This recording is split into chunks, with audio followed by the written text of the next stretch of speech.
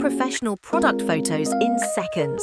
Just use the AI Product Studio. The first step is to click to enter the photo. The second step is to select the AI Product Studio function. Next, we can choose the appropriate model.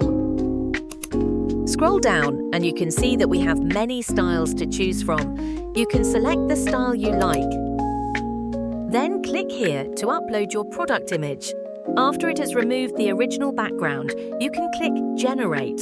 In this way, a new product image is completed.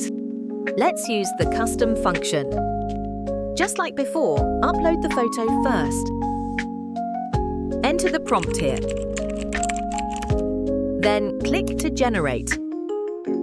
Select the elements you need here.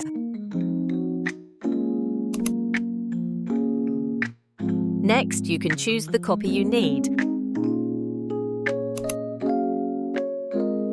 No photography skills required. Just upload your product and let AI do the rest. If you also want to get the same item, please subscribe to Fotor.